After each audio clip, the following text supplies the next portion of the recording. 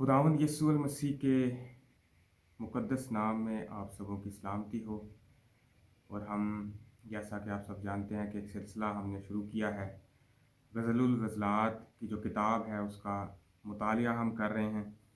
तो जो पहली जो वीडियोज़ जो 2 बनाई गईं, पहली वीडियो में हमने ग़ज़लुल ग़ज़लात का तारुफ़ जो है उसके मुतल्लिक़ सीखा, और दूसरी वीडियो में हमने ग़ज़लुल ग़ज़लात के पहले बाब का मुतालिया किया और हर एक आयत का हमने उसको कलाम की रूह से देखा कि इसका क्या मकसद है। और आज हम ग़ज़लुल ग़ज़लात उसके दूसरे बाब का मुतालिया करेंगे इस वीडियो में। तो खुदावंद यस्सुअल मसीह के मुबारक नाम से आज के बाइबल स्टडी का आगाज़ करते हैं। और पिछली दफ़ा जो हमने वीडियो बनाई उसको हमने जहाँ पर ख़त्म किया था, अगर आपको याद हो, जिन भी अज़ीज़ों ने वो वीडियो वो बाइबल स्टडी सुनी है, तो हमने उसका इख्तिताम किया था कि दूल्हा जो है वो दुल्हन को कैसे देख रहा है, और दुल्हन जो है वो दूल्हे की बजाय उसके घर को जो है वो देख रही है। तो आज हम दूसरे बाब का मुतालिया शुरू करते हैं। तो मैं बग़ैर वक्त ज़ाया किए हुए ग़ज़लुल ग़ज़लात उसका दूसरा बाब और उसकी पहली आयत की तिलावत आपके सामने करूँगा।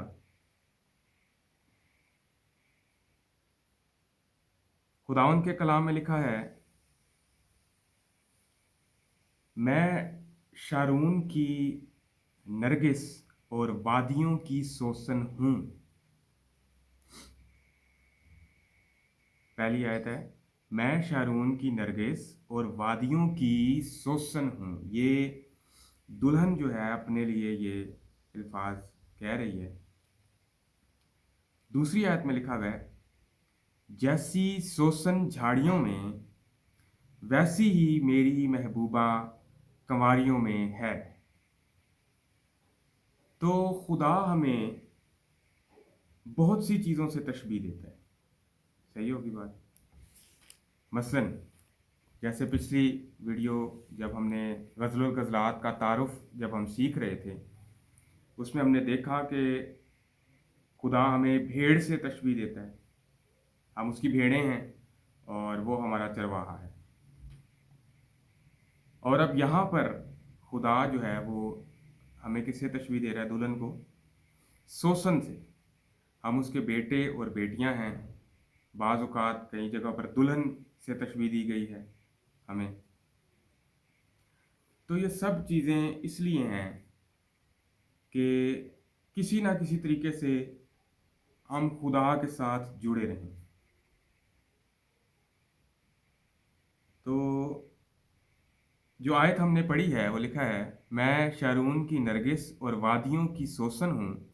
जैसी सोसन झाड़ियों में वैसी ही मेरी महबूबा कंवारियों में है।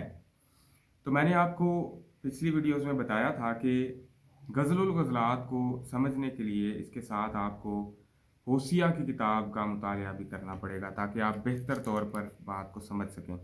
तो एक इस आयत को समझने के लिए, मज़ीद बेहतर तौर पर समझने के लिए, हम होसिया की किताब में से एक हवाला देखेंगे। होसिया 14 बाब और उसकी पहली आयत से लेकर 5वीं आयत तक मैं आपके लिए कलाम खुदा में से पढ़ूंगा।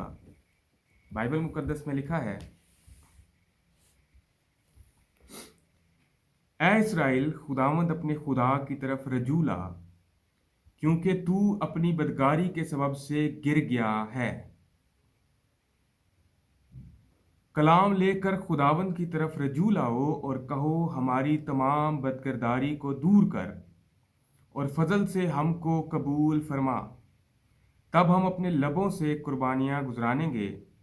असूर हमको नहीं बचाएगा, हम घोड़ों पर सवार नहीं होंगे और अपनी दस्तकारी को खुदा ना कहेंगे, क्योंकि यतीमों पर रहम करने वाला तू ही है। मैं उनकी बरकश्ती का चारा करूँगा, मैं कुशादा दिली से उनसे मोहब्बत रखूँगा, क्योंकि मेरा कहर उन पर से टल गया है। 5वीं आयत जो है वो काबिल गौर है। मैं इसराइल के लिए ओस की मानद होऊंगा, वो सोसन की तरह फूलेगा और लबनान की तरह अपनी जड़ें फैलाएगा। खुदावन की शुक्रगुजारी करते हैं जो पांचवी आयत हमने पढ़ी कि वो सोसन की तरह फूलेगा। इसराइल की बात हो रही है। मैं इसराइल के लिए ओस की मानद होऊंगा और वो सोसन की तरह फूलेगा। तो देखें, इसराइल को सोसन से तशबीह दी गई है। तो आगे हम चलते हैं गज़लुल गज़लात की तरफ वापस। वहाँ पर लिखा है, जैसी सोसन झाड़ियों में वैसी ही मेरी महबूबा कंवारियों में है। अब सोसन जो है ये दुल्हन की तशबीह है यहाँ पर इस दूसरी आयत में। और झाड़ियाँ क्या हैं आप देखें ज़रा, जैसी सोसन झाड़ियों में वैसी ही मेरी महबूबा कंवारियों में। तो सोसन दुल्हन की तशबीह है यहाँ पर, और झाड़ियाँ जो हैं वो यरूशलेम की बेटियाँ हैं जो दुल्हन के साथ उस महल में बादशाह के साथ रह रही हैं। सही होगी बात। और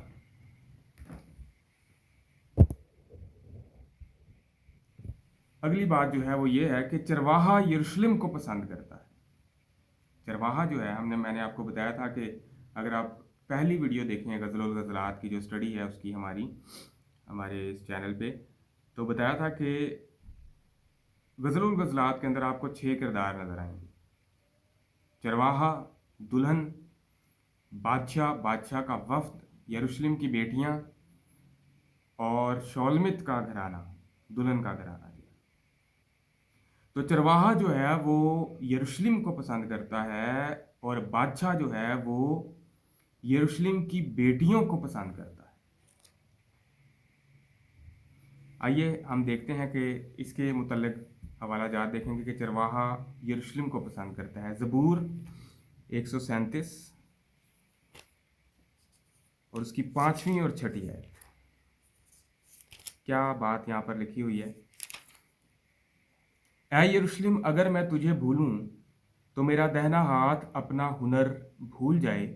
अगर मैं तुझे याद न रखूं, अगर मैं यरूशलेम को अपनी बड़ी से बड़ी खुशी पर तरजीह ना दूं, तो मेरी ज़ुबान मेरे तालू से चिपक जाए। यानी कि क्या अहमियत है यरूशलेम की। फिर हम अक्सर ज़बूर भी गाते हैं कि ऐ यरूशलेम तू खुदावंदा शहर। तो लेकिन बादशाह के लिए जो है वो ज़्यादा जो अहमियत की हामिल हैं और बादशाह जिनको ज़्यादा पसंद कर रहा है वो यरूशलेम की बेटियां हैं। तो उसके लिए हवाला देखते हैं गज़लुल गज़लात, उसका 3रा बाब और उसकी 9वीं आयत से मैं आपके लिए पढ़ूंगा। 9वीं और 10वीं आयत हम कलाम खुदा में से तिलावत करेंगे।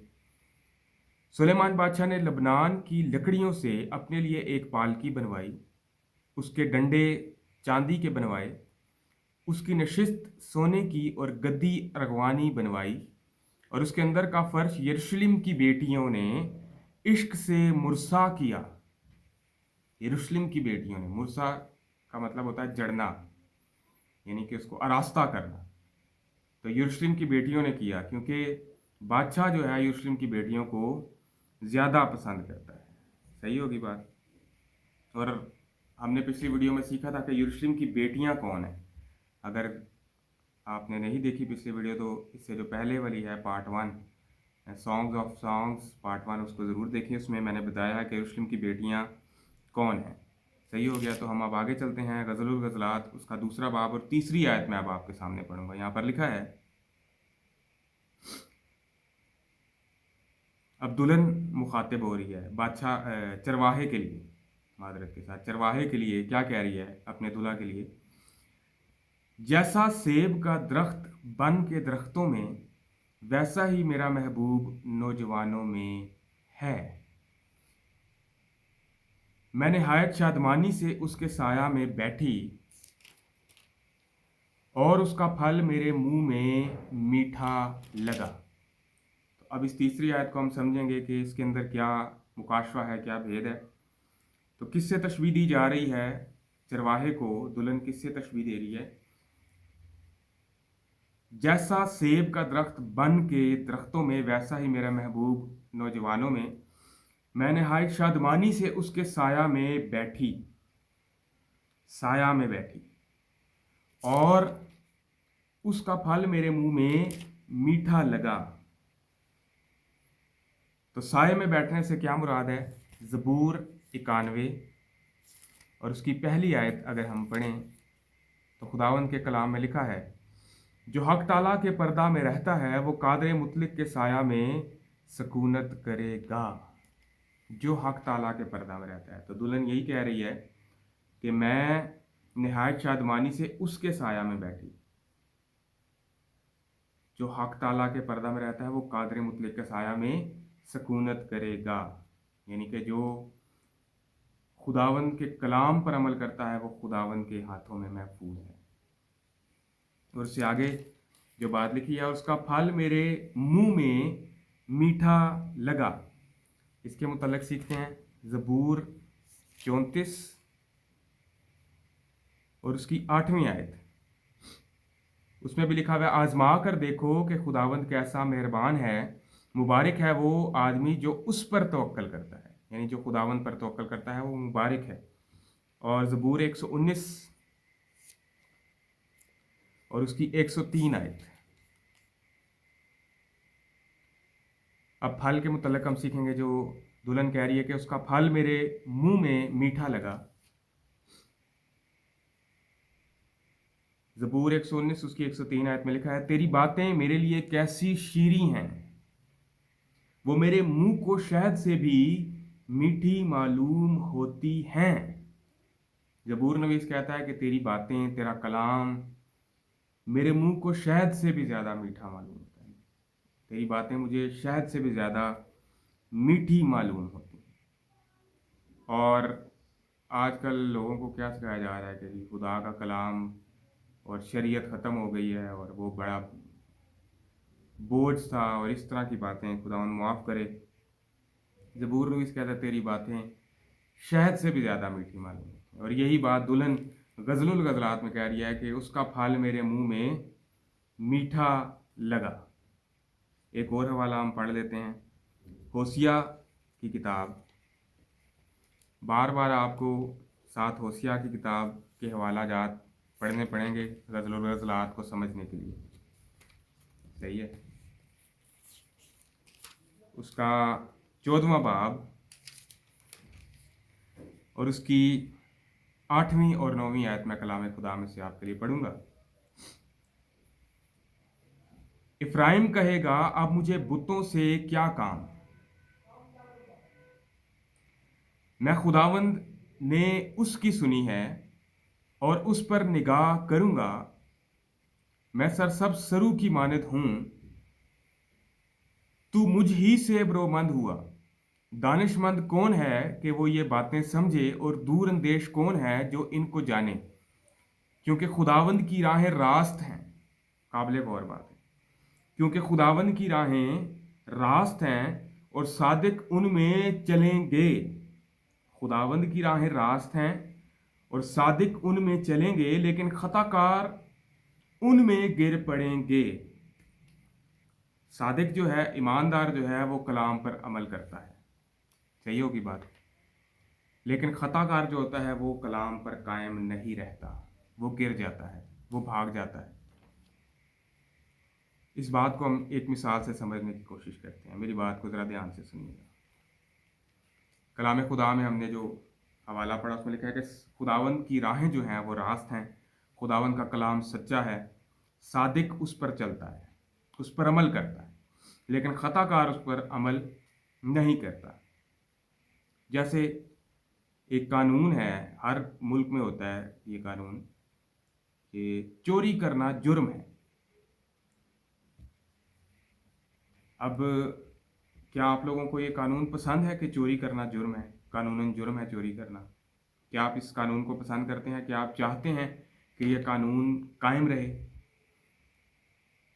यकीनन आप लोग चाहते होंगे, क्योंकि आप लोग ये कानून को इसलिए पसंद करते हैं कि चोरी करना जुर्म है और ये कानून कायम रहना चाहिए, क्योंकि आप लोग चाहते हैं कि आपकी कोई भी चीज़ जो है वो चोरी ना हो। लेकिन इस कानून को कोई ऐसा भी होगा दुनिया में जो पसंद नहीं करता होगा, वो चाहता होगा कि ये कानून ख़त्म हो जाना चाहिए। वो कौन है? चोर। चोर चाहता है कि ये कानून ख़त्म हो जाए ताकि मैं खुलेआम चोरियां कर सकूं। सही है। तो इसी तरह जो लोग खुदा के कलाम पर अमल करना नहीं चाहते और गलत काम करना चाहते हैं, कलाम के उलट काम करना चाहते हैं, वही ये बातें करते हैं और ये सिखाते हैं कि जी ये अहकाम तो जी बनी इसराइल के लिए थे, ये यहूदियों के लिए थे और ये ख़त्म हो गए हैं, और ऐसे की बातें कलाम के ख़िलाफ़ वो करते हैं। कलाम खुदा में लिखा है घास तो सूख जाती है, फूल कमला जाता है, लेकिन खुदावन का कलाम अब तक का है। सही है। और हम खुदा के कलाम से, खुदा की शरीयत से मोहब्बत करते हैं, और हम इसलिए मोहब्बत करते हैं क्योंकि हम उस पर चलना चाहते हैं, अमल करना चाहते हैं। तो फलों की बात हुई तो गलतियों के खत में पौलुस रसूल फलों की बात करते हैं। रूह के फल जो वो बयान करते हैं, मैं हवाला पढ़ लेता हूँ। 5 बाब है और उसकी 22वीं आयत से मैं पढ़ूंगा। मगर रूह का फल मोहब्बत, खुशी, इत्मीनान, तहम्मुल, मेहरबानी, नेकी, ईमानदारी, हिल्म, परहेजगारी है। ऐसे कामों की कोई शरीयत मुखालिफ नहीं। तो मेरे अजीज़ों, हम जो कुछ भी हैं, बात को ज़रा ध्यान से सुनें, हम जो कुछ भी हैं, हमारे पास जो कुछ भी है, रूहानी तौर पर, जिस्मानी तौर पर, वो सब खुदावन यीशु मसीह का फजल है, और ये खुदावन की वजह से है। हमारी अपनी कोई इसमें बढ़ाई जो है वो नहीं है। सही है। तो ये तीसरी आयत मैं यकीनन उम्मीद करता हूँ कि आपको समझ आ गई होगी। जैसा सेब का दरख्त बन के दरख्तों में, वैसा ही मेरा महबूब नौजवानों में है। मैं निहायत शादमानी से उसके साया में बैठी और उसका फल मेरे मुंह में मीठा लगा। अगली आयत हम पढ़ते हैं। वो मुझे मैखाना के अंदर लाया और उसकी मोहब्बत का झंडा मेरे ऊपर था। किशमिश से मुझे करार दो, सेबों से मुझे ताज़ा दम करो, क्योंकि मैं इश्क की बीमार हूं। अब बात क्या है?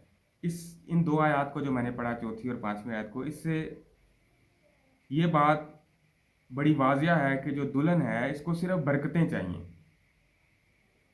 इसको चरवाहे के साथ उसकी भेड़ों की गलाबानी नहीं करनी, इसको उसके खेत में काम नहीं करना, ये सिर्फ बरकतें चाहती है। मुझे किशमिश से करार दो, मुझे सेबों से ताज़ा दम करो। तो बरकतें ये चाहती है, दूल्हा से काम नहीं करना चाहती उसके खेत में। तो इस आयत को समझने के लिए हम फिर दोबारा होशिया की किताब का मुताला करेंगे, उसका 3रा बाब और उसकी पहली आयत से 5वीं आयत तक मैं आपके लिए कलाम खुदा को पढ़ूंगा। ध्यान से सुनिएगा। खुदावन ने मुझे फरमाया, बड़ी काबिल गौर बात है, जा उस औरत से जो अपने यार की प्यारी और बदकार है मोहब्बत रख, जिस तरह के खुदावन बनी इसराइल से जो गैर मबूदों पर निगाह करते हैं और किशमिश के कुलचे चाहते हैं। बात समझ आ रही? बनी इसराइल इबादत गैर मबूदों की करते हैं, लेकिन किशमिश के कुलचे दुल्हा से चाहते हैं। तो गज़लों के ज़ात में ही पढ़ा, क्या कहती है?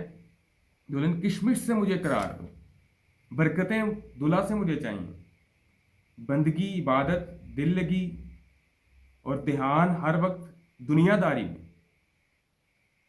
यशवा को तो खुदावंद ने कहा था कि शरीयत की किताब तेरे मुंह से ना हटे, दिन और रात तेरा ध्यान इस पर लगा रहे। तो आज की कलीसिया का दुल्हन का ध्यान किधर लगा?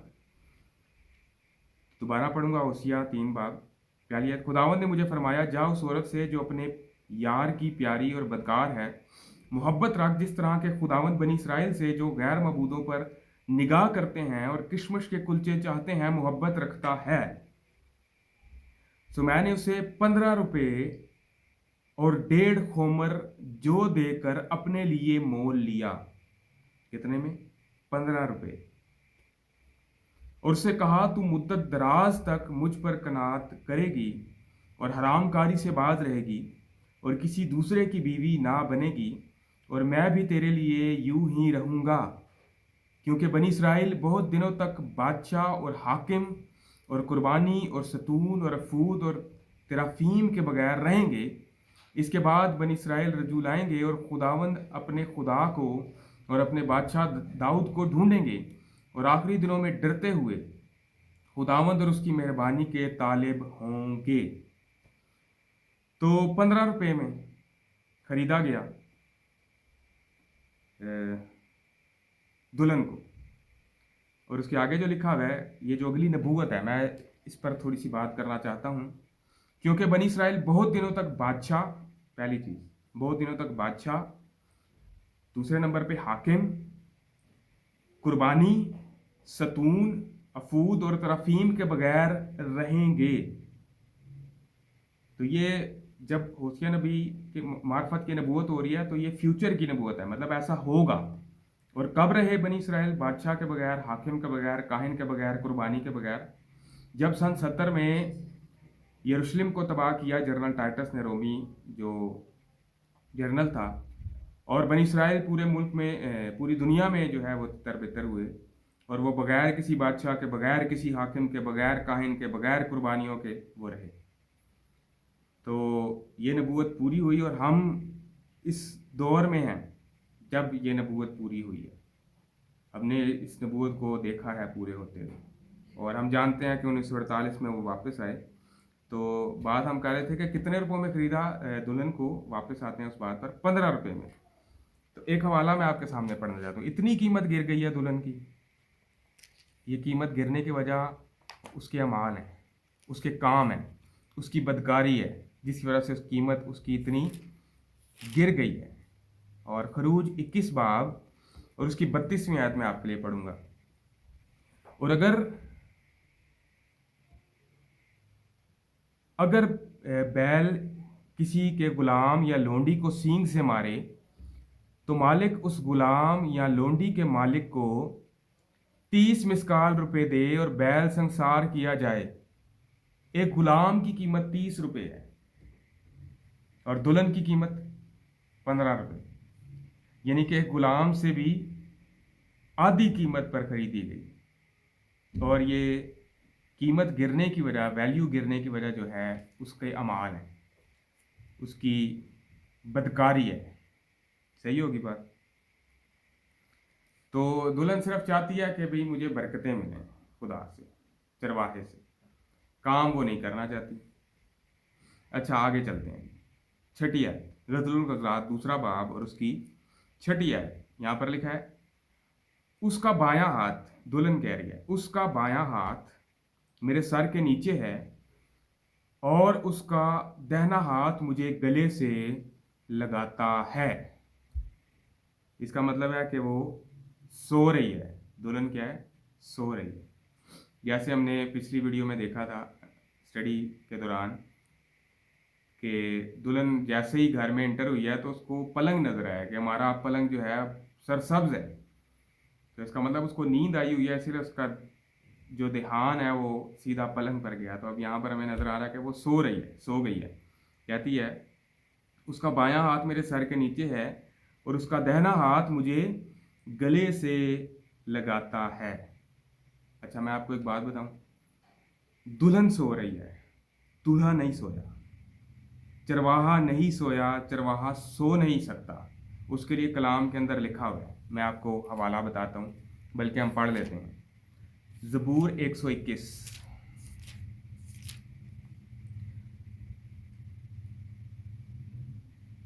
और उसकी चौथी आयत, तीसरी आयत से पढ़ देता हूँ। वो तेरे पाँव को फिसलने ना देगा, तेरा मुहाफिज ऊँघने का नहीं। देख, इसराइल का मुहाफिज ना ऊँघेगा ना सोएगा। तो हमारा जो मुहाफिज है, हमारा जो चरवाहा है, ना वो ऊँघता है और ना वो सोता है। सही होगी बात? तो दुल्हन सो रही है।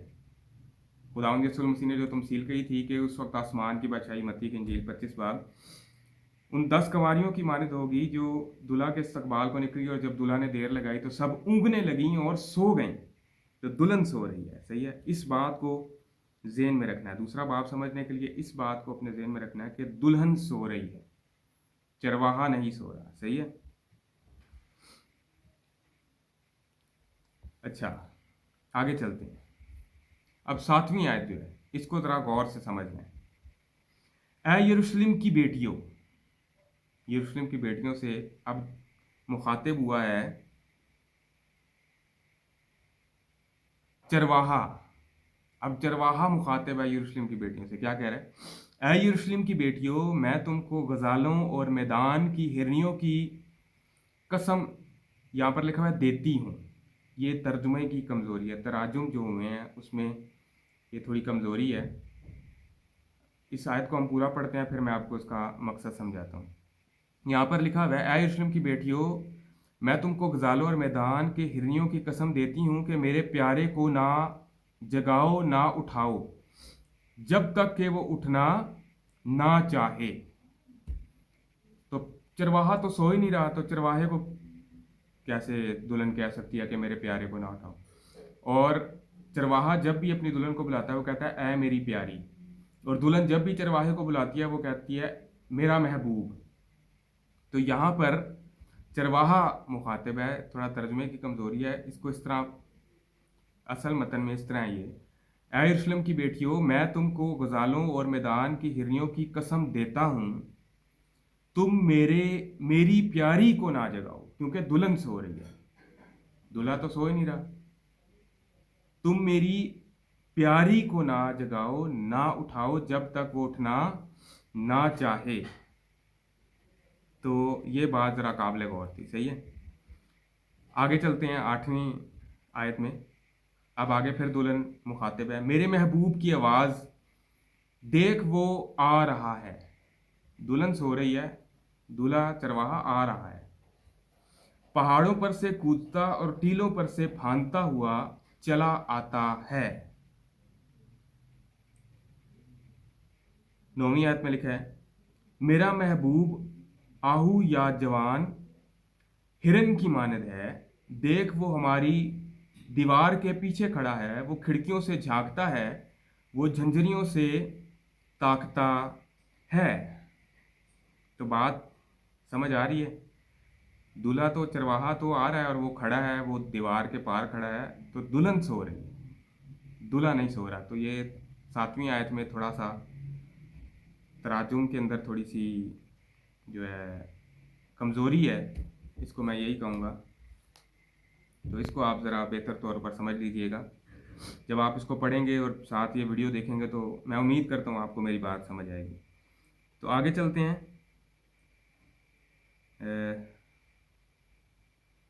10वीं आयत से मैं पढ़ूंगा, दूसरा बाब 10वीं आयत। मेरे महबूब ने मुझसे बातें की और कहा उठ मेरी प्यारी।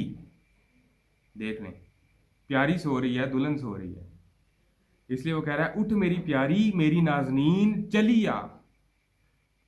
अब 11वीं आयत और 12वीं आयत बड़ी काबिल गौर है। तो 7वीं आयत को समझने के लिए मैंने 8वीं, 9वीं, 10वीं और 11वीं आयत पढ़ी है, ताकि आपको पता चल जाए कि 7वीं आयत में सो कौन रहा है। दुल्हन सो रही है, चरवाहा नहीं सो रहा। सही होगी? हाँ जी। 10वीं आयत में लिखा है, मेरे महबूब ने मुझसे बातें की और कहा उठ मेरी प्यारी, मेरी नाजनीन चली आ, क्योंकि देख जाड़ा गुजर गया, मी बरस चुका और निकल गया, जमीन पर फूलों की बहार है, परिंदों के चहचहाने का वक्त आ पहुंचा। तो दूल्हा क्या कह रहा है कि उठ मेरी प्यारी, मेरी नाजनीन चली आ, क्योंकि देख जाड़ा गुजर गया, यानी कि सारी सर्दियां गुजर गईं। दुल्हन ने सारी सर्दियां जो हैं सोकर गुजार दी। जाड़ा गुजर गया, मी बरस चुका और निकल गया। तो सर्दियों का मौसम होता है नवंबर से मार्च तक, उसके बाद बहार शुरू हो जाती है। तो सारी सर्दियां जो है दुल्हन जो है वो क्या है, सो ही रही है। और बारिश भी गुजर गई, बारिश खुदावंद की रहमत है, और रहमत का वक्त जो है दुल्हन ने सोकर गुजार दिया है। सही है,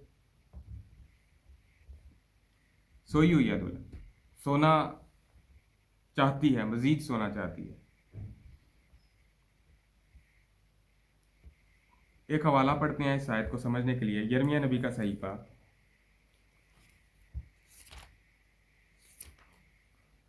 उसका 8वां बाब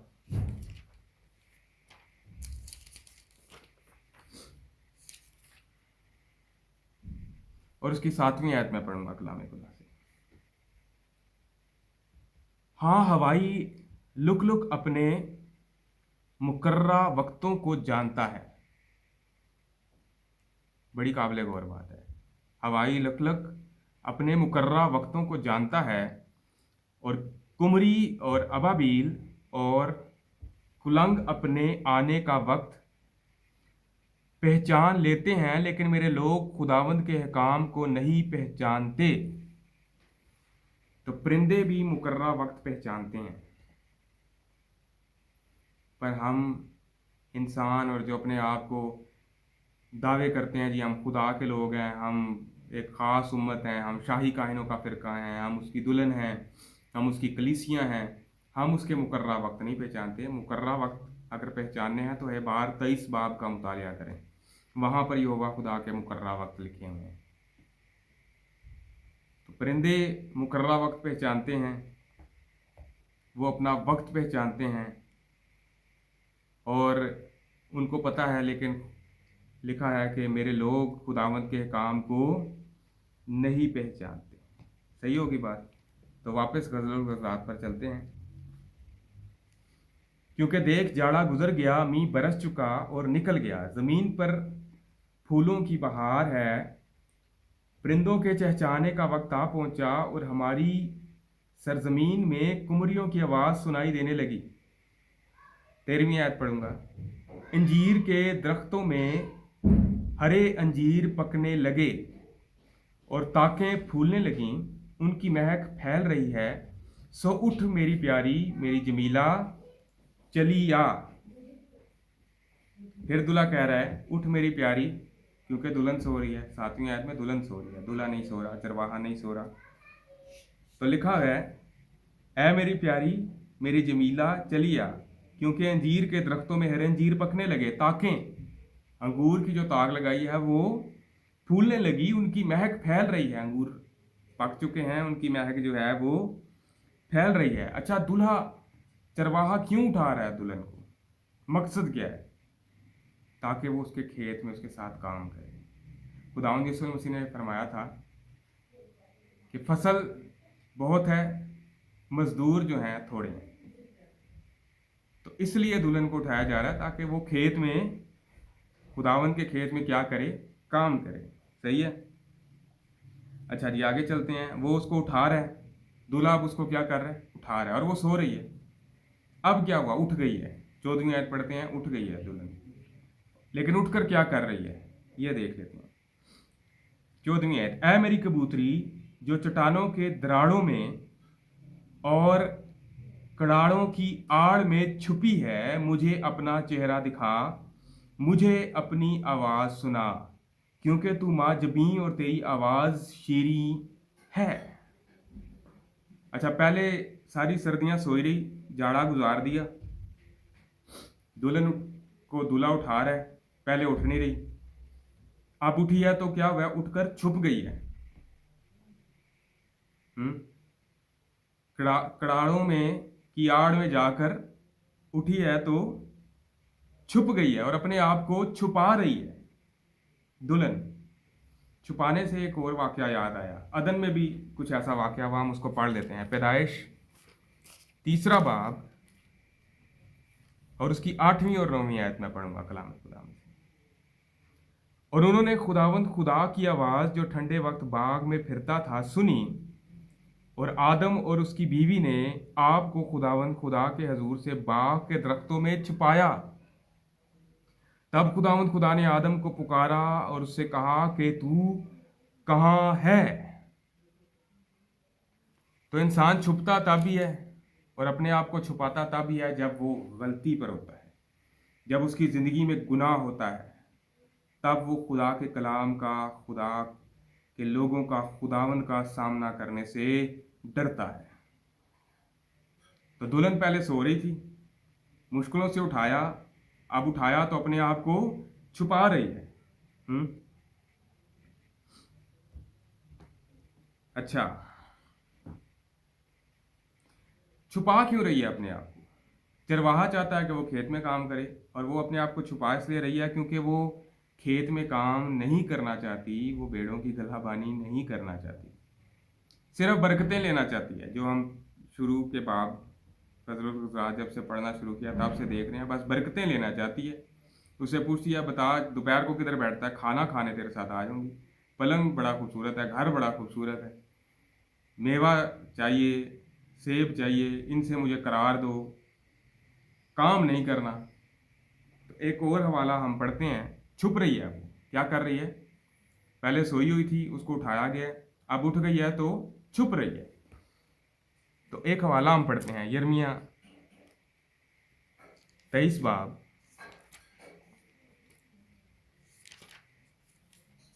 अच्छा, और उसकी 23 और 24 आयत कलाम खुदा में से मैं पढ़ूंगा।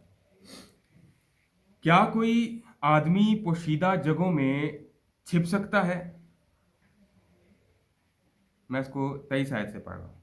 खुदावंद फरमाता है, क्या मैं नज़दीक ही का खुदा हूँ और दूर का खुदा नहीं? क्या कोई आदमी पोशीदा जगहों में छिप सकता है कि मैं उसे ना देखूं? खुदावंद फरमाता है, क्या ज़मीन और आसमान मुझसे मामूर नहीं है? खुदावंद फरमाता है। तो क्या कोई आदमी छुप सकता है खुदावंद से? किधर छुप रही है दुल्हन चरवाहा से, किधर छुप रही है? तो ज़बूर नवीस भी यही बात कहते हैं। ज़बूर 139 अगर हम पढ़ें और उसकी 7वीं आयत से मैं अगर आपके लिए पढ़ दूं, तो लिखा है, मैं तेरी रूह से बचकर कहाँ जाऊं, या तेरी हजूरी से किधर भागूं? अगर आसमान पर चढ़ जाऊं तो तू वहाँ है, अगर मैं पाताल में बिस्तर बिछाऊं तो देख तू वहाँ भी है। अगर मैं सुबह के पर लगाकर समंदर की इंतहा में जा बसूं तो वहाँ भी तेरा हाथ मेरी रहनुमाई करेगा और तेरा दाहिना हाथ मुझे संभाल लेगा। तो कहाँ पर छुप सकते हैं हम खुदावंद से? कहीं पर भी नहीं। तो क्या कैसी अहमकाना हरकतें हैं दुल्हन की। हम्म छुप रही है चरवाहे से, कहाँ पर छुप सकते हैं हम खुदावंद से?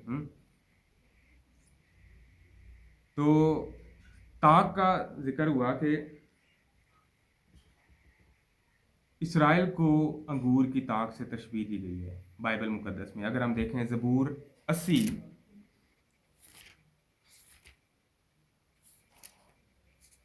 और उसकी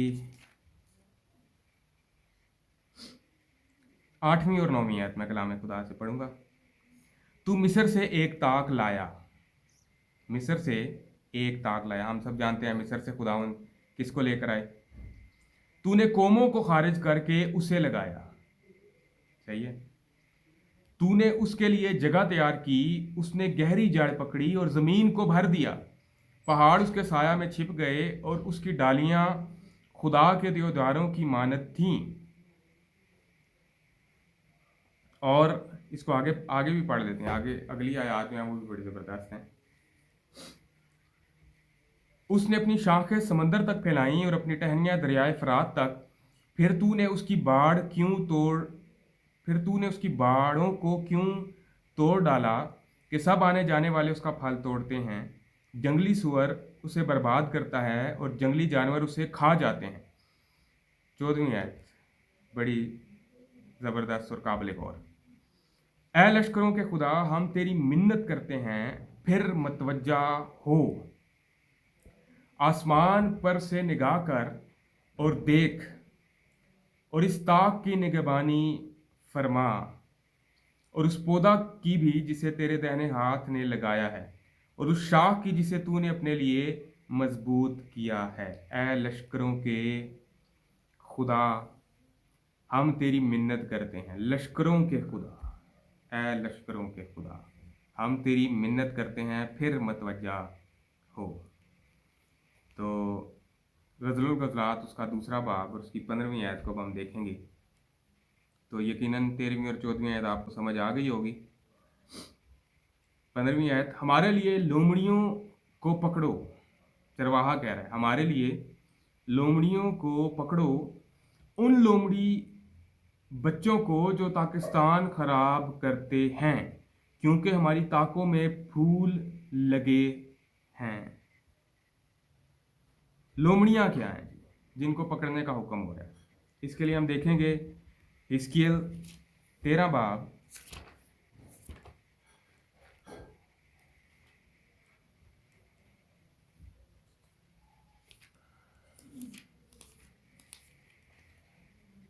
और उसकी तीसरी और चौथी आयत। खुदावंद के ज़िंदगी बख्श कलाम में लिखा है,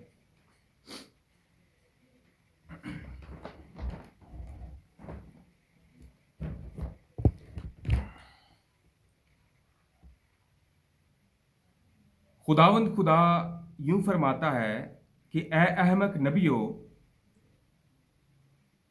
नबियों पर अफसोस जो अपनी ही रूह की पैरवी करते हैं और उन्होंने कुछ नहीं देखा। ऐ इस्राएल, तेरे नबी उन लोमड़ियों की मानद हैं जो वीरानों में रहती हैं। तुम रखनों में नहीं गए और ना बनी इस्राएल के लिए फसील बनाई, ताकि वो खुदावंद के दिन जंगा में खड़े हों। तो लोमड़ियां कौन है जी?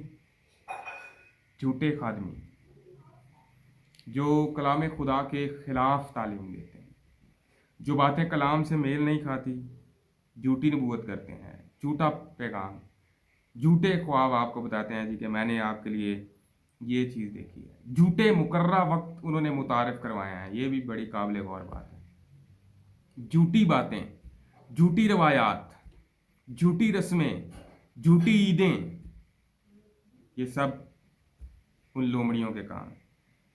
तो गज़लुल गज़लात में क्या कहा जा रहा है? वापस चलते हैं गज़लुल गज़लात में। हमारे लिए लोमड़ियों को पकड़ो, उन लोमड़ी बच्चों को जो पाकिस्तान ख़राब करते हैं, क्योंकि हमारी ताकों में फूल लगे हैं। जैसे पौलुस रसूल ने फरमाया कि मैं जानता हूं कि मेरे जाने के बाद फाड़ने वाले भेड़िए कलीसिया में आएंगे और उनको गला पर कुछ तरस ना आएगा। बहुत सी बातें की जा सकती हैं इस बात पर, लेकिन हमारा मौजू जो है वो गज़लुल गज़लात है, तो उसको हम देखते हैं। और यिर्मयाह का जो अगर हम देखें, एक हवाला और देख लेते हैं। यिर्मयाह 23 बाब और उसकी 25वीं आयत से 28वीं आयत तक मैं पढ़ूंगा।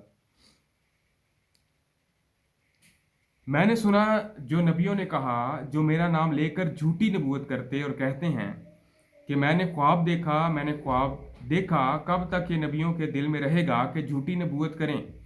हाँ, वो अपने दिल की फरेबकारी के नबी हैं, जो गुमान रखते हैं कि अपने ख्वाबों से जो उनमें है हर एक अपने पड़ोसी से बयान करता है। मेरे लोगों को मेरा नाम भुला दें, जिस तरह उनके बाप दादा बाल के सबब से मेरा नाम भूल गए थे।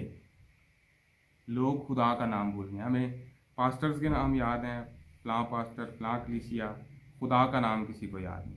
शायद बहुत से लोगों को तो पता भी नहीं कि खुदा का नाम क्या। खुदा नाम नहीं है, तो लोग खुदा का नाम भूल गए, खुदा की ईदें भूल गए, खुदा के मुकर्रा वक्त भूल गए, सब कुछ खुद साख्ता, अपनी रवायात, अपनी रसूमात। तो ज़बूर के अंदर हमने पढ़ा था कि क्या लिखा है? ऐ लश्करों के खुदा, लश्करों का खुदा है वो। 14वीं आयत में हमने पढ़ा था। तो गज़लुल गज़लात उसके 6 बाब की 13वीं आयत ज़रा पढ़ लेते हैं। यहाँ पर क्या लिखा है? यरूशलेम की बेटियां कह रही हैं, क्या कह रही हैं? लौट आ ऐ शोलमियत, लौट आ कि हम तुझ पर नज़र करें। तुम शोलमियत पर क्यों नज़र करोगे? गोया वो 2 लश्करों का नाच है। 2 लश्कर, एक तो लश्कर खुदा का हो गया, लश्करों के खुदा, अभी हमने पढ़ा ज़बूर 80 उसकी 14वीं आयत में। और दूसरा लश्कर मुखालिफ का। तो दुल्हन कभी इधर कभी उधर, काम सारे मुखालफे मसीह वाले, नाम खुदावंद यीशु मसीह का लगाया हुआ है। तो क्या लिखा है? गोया तुम शोलमियत पर क्यों नज़र करोगे? गोया वो 2 लश्करों का नाच है। चलें जी, आगे चलते हैं दूसरे बाब के अंदर, जो हमारा मौजू है। आज हमने दूसरा बाब तकरीबन इसकी पूरी स्टडी करनी है। 2 आयत रह गई हैं। अब दुल्हन क्या कह रही है? मेरा महबूब मेरा है। मेरा महबूब मेरा है और मैं उसकी हूं, वो सोसरों के दरमियान चराता है। अच्छा, अब यहां पर भी जब बात शुरू हुई तो फिर भी दुल्हन कह रही है जी पहले वो मेरा है, फिर मैं उसकी हूं। सही होगी बात। आगे 17वीं है, जब तक दिन ढले और साया बढ़े, तू फिर आ ए मेरे महबूब, तू गजाल या जवान हिरन की तरह होकर आ, जो बातर के पहाड़ों पर है। अब दुल्हन क्या कह रही है? दुल्हन उठ गई है, पहले सोई हुई थी, उसको उठाया गया, उठ गई, फिर छुप रही थी, फिर ढूंढ लिया। तो अब दूल्हा को क्या कह रही है कि मैंने तेरे साथ काम पर नहीं जाना, तू जा। और जब मुझे तेरी ज़रूरत होगी मैं तुझे बुला लूँगी। जब हमें खुदा की ज़रूरत होती है हम उसी वक्त घुटनों पर हो जाते हैं, पास्टर साहिबान के पास भागते हैं और दुआ शुरू कर देते हैं, हमें ज़रूरत है। तो दुल्हन भी कह रही है जब मुझे तेरी ज़रूरत होगी मैं तुझे बुला लूँगी, फिलहाल तू जा काम पर। हम्म और कब आना? अपना काम ख़त्म करके शाम को आना, यही लिखा है इधर। जब तक दिन ढले और साया बढ़े, तू फिर आ ए मेरे महबूब, तू गजाल या जवान हिरन की तरह होकर आ, जो बातर के पहाड़ों पर है। पहाड़ों पर भेज दिया उसको, नज़दीक भी नहीं भेजा। हाँ, पहाड़ों पर जा। सही है। तो मुझे ज़रूरत होगी तो मैं तुझे क्या करूँगी? बुला लूँगी। तो ये दूसरा बाब था, ख़त्म हो गया। आज हमने दूसरे बाब की स्टडी को भी मुकम्मल किया है। तीसरे बाब की सिर्फ पहली आयत मैं पढ़ता हूँ, फिर अगली वीडियो में हम तीसरे बाब की स्टडी शुरू करेंगे। यहाँ पर लिखा है, मैंने रात को अपने पलंग पर उसे ढूंढा। काबिल गौर बात आ गई। मैंने रात को अपने पलंग पर उसे ढूंढा, जो मेरी जान का प्यारा है, मैंने उसे ढूंढा पर ना पाया। आप क्या कह रही है दुल्हन? मैंने उसको अपने पलंग पर, पहले बाब के अंदर बात थी हमारा पलंग, अब साथ साथ चीजें, अब मेरा पलंग, अपने पलंग पर उसे ढूंढा और उसे ना पाया। तो भाई कैसे मिलेगा? खुद ही तो भेज दिया उसको दूर कि भाई तू चला जा, तो इसलिए तो वो मिल रहा नहीं है। सही है। तो खुदावंद के फजल से आज हमने गज़लुल गज़लात के दूसरे बाब को भी आयत बायत एक एक आयत को समझने की कोशिश की है कि इसमें क्या मकसद है, क्या भेद है, क्या पैगाम है। तो दूसरे बाब को देखकर जो बात मुझे समझ आती है इसकी स्टडी करने के बाद, वो यही है कि दुल्हन को अपने आप का अपना जायज़ा लेना चाहिए कि हमारा क्या मेयार है, और हमें अब बलौगत की तरफ बढ़ना चाहिए। हम बहुत अरसा सो चुके, बहुत अरसा हम खुदावन से भाग चुके। अब वक्त है कि हम अपने चरवाहा की तरफ लौटें। और गज़लुल गज़लात का जो मेन मकसद है इस किताब का बाइबल मुकद्दस के अंदर, वो यही है कि दुल्हन जो है वो वापस अपने चरवाहा की तरफ, हकीकी बादशाह की तरफ लौटे, दुनियावी बादशाह से अपनी निगाहें हटा ले। खुदावंद आज के कलाम के वसीला से, आज की बाइबल स्टडी के वसीला से हम सबको बरकत दे। खुदावंद यीशु मसीह में आप सबकी सलामती हो। आमीन।